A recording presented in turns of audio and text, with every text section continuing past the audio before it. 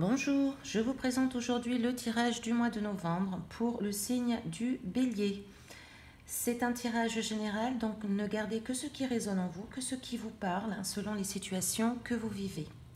Petit changement ce mois-ci, je vous propose un tirage un peu différent et également je présente les signes dans le désordre. Voilà, donc c'est les deux petits changements du mois de novembre. Alors, pour commencer, je prends une carte du jeu Les Portes de l'Intuition pour vous signifier, pour vous parler un peu de l'énergie de votre mois. C'est également des conseils.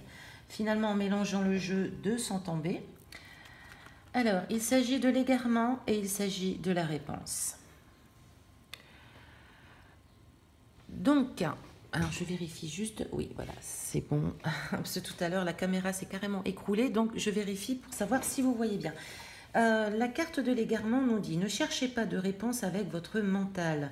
Seule l'intuition et le ressenti peuvent vous guider. » Et la carte de la réponse vous dit « Écoutez votre cœur, regardez en vous, alors tout s'éclaire. » Elles se sont vraiment suivies l'une après l'autre et c'est assez flagrant parce que le message est vraiment fluide. C'est-à-dire que quand vous sentez perdu, si vous sentez perdu, si vous ne savez plus où aller, si vous ne savez plus que faire, ce n'est pas votre mental qui va pouvoir vous aider à vous diriger, c'est votre cœur. Vous avez déjà la réponse en vous, vous savez que faire, vous savez ce que vous voulez dans la vie, vous savez ce que vous voulez provoquer, ce que vous voulez recevoir et donner, et vous avez cette réponse qui est en vous, au fond de votre cœur. Donc, ne mettez pas le mental là où il n'a pas besoin d'être. Le mental est un outil qu'on utilise donc pour nous diriger dans la vie, enfin pour nous aider sur notre chemin, à évoluer dans la vie, etc. Mais ce n'est pas lui qui nous fait vibrer. Ce n'est pas lui qui nous rend heureux. Vous pouvez utiliser le mental à bon escient, de façon vraiment concrète et non pas le mettre en priorité, parce qu'après, il s'agit de votre ego qui prend le dessus et non plus votre cœur. Alors, au point de départ, excusez-moi, je ne vous ai même pas présenté, donc j'ai fait une ligne concernant le domaine sentimental, une ligne concernant le domaine professionnel et une ligne concernant votre mission de vie et votre développement personnel. Donc, au point de départ de la situation sentimentale du domaine affectif. Vous avez pu connaître un certain déséquilibre, voire vraiment un chaos. On a pu parler là de coupure, de séparation finalement, de rupture. Vous avez dû vous éloigner de cette relation, de cette situation affective délicate qui était très pénible à vivre. Alors, soit vous vous êtes éloigné vous-même, soit c'est l'autre qui s'est éloigné. Quoi qu'il en soit, on a mis de la distance. On a voulu quitter cette situation affective qui était très très difficile. On a pris le large et on a peut-être aussi pris du recul, pris le recul nécessaire pour essayer de se retrouver. Mais malgré tout, on a là l'idée qu'on a pu avoir du mal à accepter cette situation. On a pu avoir du mal à accepter cette séparation. C'est comme si vous aviez pu sentir tous vos espoirs s'envoler. Vous vous êtes accroché à cette situation affective, vous vous êtes accroché pour ne pas perdre l'autre, pour ne pas perdre la relation en l'état. Mais l'éloignement est là, la séparation a eu lieu. Quoi qu'il en soit, ce n'était plus vivable pour vous. Sûrement pour l'autre aussi, parce qu'on a quand même des cartes assez fortes là. Et ce n'était pas une situation qui pouvait vous rendre heureux. Alors, l'évolution au mois de novembre. Nous avons une nouvelle opportunité qui se présente. Une nouvelle opportunité qui peut peut-être... ça peut susciter votre curiosité un petit peu. Vous êtes un petit peu titillé, vous pourriez avoir envie en effet de vous diriger vers cette nouvelle opportunité, mais malgré tout, vous allez quand même rester sur une certaine méfiance. Vous n'allez pas trop y croire. Vous pourriez en effet vous montrer assez suspicieux. Les cartes vous disent de faire attention à votre impulsivité et à vos états peut-être qui peuvent être un peu dans une certaine agressivité, une certaine colère. Faites attention à ce trait de votre caractère ou éventuellement si vous avez tendance à être jaloux, assez dominateur ou des petites choses comme ça. Là, on vous dit de faire attention car vous risquez finalement de ne pas avancer du tout dans votre domaine affectif. Si vous mettez ce trait de caractère qui peut être assez agressif, assez colérique, vous pourriez ne pas avancer. Alors, il y a plusieurs cas de figure quand même. Ces cartes aussi peuvent nous parler de où on se jette dans le travail. On désire finalement mettre en pause votre domaine affectif, la situation affective, et finalement on peut se jeter dans le travail aussi. Un petit peu, on va dire, pour pallier peut-être le manque affectif. On fait malgré tout, ici nous avons la possibilité vraiment de crises de colère qui peuvent être assez importantes, et ces crises de colère vous portent préjudice. C'est vraiment, cela crée une situation, une énergie bloquante. Vous n'arriverez pas à avancer si, dans le domaine affectif, vous n'arriverez peut-être pas à avancer si vous mettez toujours cette méfiance, si vous mettez beaucoup trop de mental aussi, et peut-être ces aspects colériques qui viennent ici un petit peu tout gâcher. Alors, j'ai demandé une carte supplémentaire, un peu de conseil, pour savoir un petit peu comment vous pourriez mieux gérer la solution un petit peu à cette problématique. Et cette carte vous conseille de créer votre vie relationnelle avec amour, avec tendresse, avec douceur, avec équilibre. N'hésitez pas à utiliser votre énergie féminine. Nous avons tous le féminin et le masculin en nous, que vous soyez un homme, que vous soyez une femme. Donc on fait appel à votre énergie féminine, à la douceur, au bonheur d'être à deux, au bonheur d'être amoureux. Le bonheur se cultive. Si vous ne cultivez pas le bonheur quand il est là, vous ne pourrez pas, vous allez sûrement gâcher certaines opportunités, certaines possibilités. On fait appel là à vraiment votre énergie féminine avant tout. Et de créer votre propre vie amoureuse avec beaucoup d'amour et beaucoup de tendresse. Ne mettez pas trop de suspicion dans tout, ne mettez pas non plus de la colère là où il n'y a pas de lieu d'être. C'est vraiment le conseil du tarot pour vous sortir un petit peu de cette situation ici qui peut être un peu stagnante, qui peut être un peu bloquante. Du fait justement, le point de départ, ça serait ça, ce serait cette séparation là qui a été difficile à vivre et à laquelle vous vous accrochez peut-être trop au passé également. Vous ne pouvez pas retenir ceux qui veut partir, celui ou celle qui veut partir. Voilà, c'est les autres, les situations, les autres surtout ne nous appartiennent pas. Vous ne pouvez pas retenir quelque chose finalement qui ne vous rend pas heureux ou qui ne rend pas heureux l'autre. Il y a quand même un deuil à faire peut-être là. Avec cette carte, j'ai envie de vous dire aussi d'être doux avec vous-même. C'était la petite phrase qui m'est venue ensuite. Alors, pour le domaine professionnel, au point de départ, vous avez pu vivre un déséquilibre.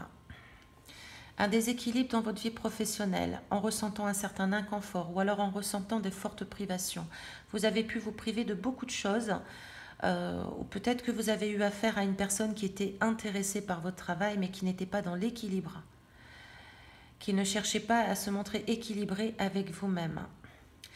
Là, on nous parle ici de grosses sautes d'humeur, de relations qui étaient vraiment dysfonctionnelles, complètement en désharmonie. Il y a pu avoir de gros coups d'éclat aussi.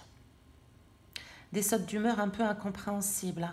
Votre sensibilité a pu être mise à rude épreuve dans cette situation. En novembre, l'évolution est assez positive, je dirais. Parce que il y aura sûrement peut-être des injustices, ou alors vous avez pu porter peut-être des préjugés envers autrui, ou vous avez pu avoir la sensation de vous faire avoir. Et il y a des révélations qui vont se faire en novembre.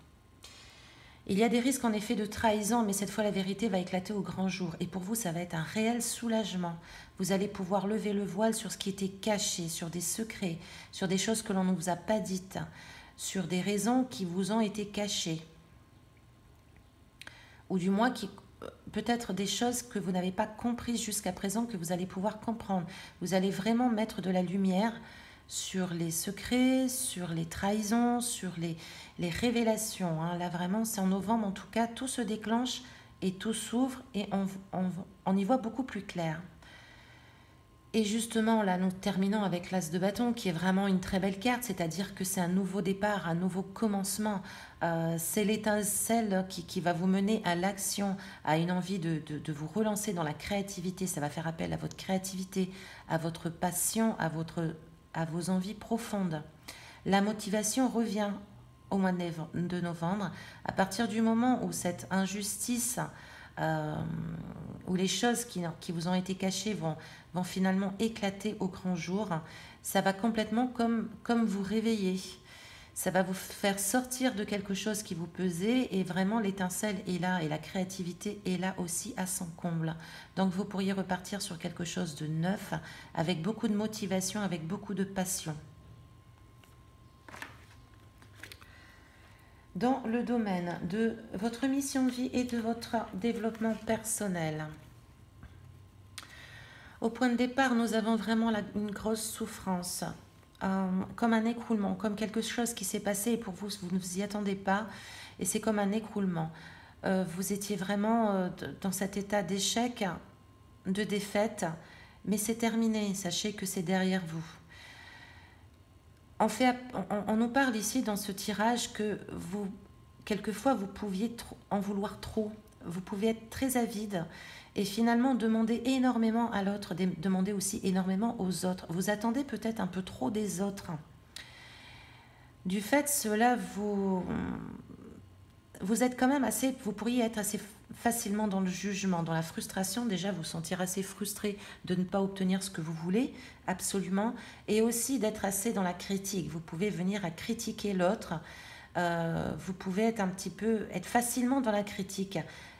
La raison principale, et c'est que vous avez souffert de quelque chose par le passé et vous ne vous êtes pas forcément relevé de cette souffrance. Et du coup, vous demandez énormément aux autres. Trop. Les autres ne sont pas là pour combler un manque chez vous. C'est à vous de le combler, c'est à vous de voir l'origine de cette souffrance et de la traiter, de la voir en face, de l'accepter, de la pardonner et d'en guérir. C'est intéressant parce que c'est un cheminement et tout ce cheminement, cette souffrance qui n'a pas été réglée, cette avidité en tout que vous avez besoin de réclamer aux autres abondamment et finalement les autres, ça peut les lasser aussi, ça peut les fatiguer et les épuiser. Cela a mené à ce que vous soyez vraiment un bourreau du travail. Vous avez mis toute votre productivité, toute votre compétence, votre habileté dans le travail, dans le milieu professionnel. Vous avez voulu vous créer une carrière, vous avez voulu réussir. Et vous avez cette notion aussi d'être un bourreau du travail. Comme il vous a manqué quelque chose, il vous manque quelque chose au niveau de l'affectif, je pense. Il y a quelque chose à combler en vous, affectivement parlant, et qui est difficile à combler. Qui est difficile à combler parce que vous ne vous le comblez pas vous-même. Donc vous demandez, vous réclamez aux autres, et c'est quelque chose qui peut être lourd pour les autres aussi. Donc vous avez pu vous lancer à corps perdu dans le travail avec vraiment un élan de réussite en recherche de reconnaissance. En recherche de reconnaissance pour combler ce manque ici. Alors, au mois de novembre. Au mois de novembre, vous avez tendance à répéter les mêmes schémas encore et encore. Vous avez un karma qui peut être un petit peu chargé, du moins quand je dis chargé, c'est-à-dire que vous avez tendance à répéter les schémas. Vous n'apprenez pas forcément de vos erreurs. Vous n'apprenez pas peut-être les leçons de la roue qui se présentent à vous. Et vous avez du mal. Vous avez du mal à les voir. Vous avez du mal. Vous pouvez manquer des opportunités ainsi. Mais en novembre, il y a quand même, malgré tout, vous allez comprendre quelque chose parce que vous avez une volonté de dire non, de vous débarrasser justement de ce fardeau afin de vous soulager. Débarrassez-vous de ces schémas que vous répétez.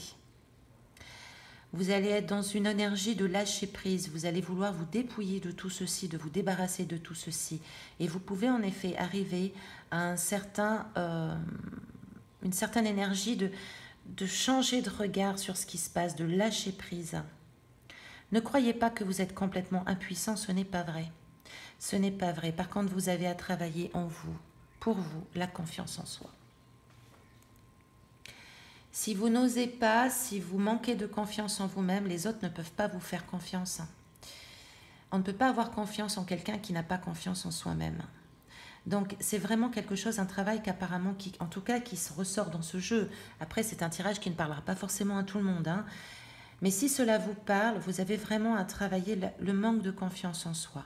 Si vous arrivez à travailler ceci, vous allez pouvoir combler quelque chose en vous et surtout les autres seront en mesure de vous faire confiance. Lâchez prise sur ce fardeau. Décidez vraiment de ne plus répéter ces schémas qui vous fatiguent à la longue et qui vous épuisent. Mais tant que vous ne les avez pas compris, la vie vous représentera ces mêmes schémas. Et justement, c'est la magie des cartes. La dernière carte conseil nous parle de maturité. C'est une carte conseil tirée du tarot Oshozen, un jeu de cartes que j'aime beaucoup, que j'affectionne particulièrement car il est très puissant en conseil pour le développement personnel. Cette carte fait appel à votre responsabilité, vous demande d'être responsable, de comprendre la vie telle qu'elle est. Elle vous demande aussi de comprendre que vous êtes responsable de votre vie, qu'il ne sert à rien de rejeter la faute sur les autres ou de critiquer les autres. Vous êtes responsable de votre vie. C'est vous qui créez votre vie. Nous faisons tous des choix dans la vie. Nous faisons le choix de partir, le choix de rester. Nous faisons le choix d'aller à gauche ou d'aller à droite. Et ensuite, les circonstances viennent à nous selon les choix que nous avons décidés. Donc, personne n'est responsable de votre vie à part vous. Cessez de juger les autres, cessez de reporter les fautes sur les autres, car les autres ne sont pas fautifs de vos propres choix. Cette carte appelle donc à votre prise de responsabilité. Il est temps aujourd'hui d'être responsable de votre vie. Il est l'heure aussi de vous réaliser pleinement, de grandir, de laisser de côté la petite fille blessée ou le petit garçon blessé que vous avez pu être jusqu'à présent, et vraiment de grandir. Vous êtes adulte, vous êtes en mesure de reprendre les rênes de votre vie en main. Elle fait appel aussi, cette carte, à partager votre richesse intérieure. Si vous vous ouvrez, si vous partagez ce que vous avez de beau en vous, votre richesse personnelle, vous allez pouvoir en recevoir en retour. Et il est l'heure, chers amis béliers, de vous réaliser pleinement. Et pour ceci, il vous faut grandir, il vous faut faire appel à votre maturité, à la responsabilité de vos actions. C'est une carte conseil, mais c'est aussi une énergie, je pense, qui va aller dans ce sens au mois de novembre. C'est-à-dire qu'au mois de novembre, vous allez sûrement être appelé à grandir et à faire preuve de plus de maturité dans vos actions et dans votre façon de penser. Voilà, chers béliers, je vous remercie de votre écoute. Je vous souhaite un agréable mois de novembre. Je vous dis à très bientôt et comme toujours, prenez soin de vous.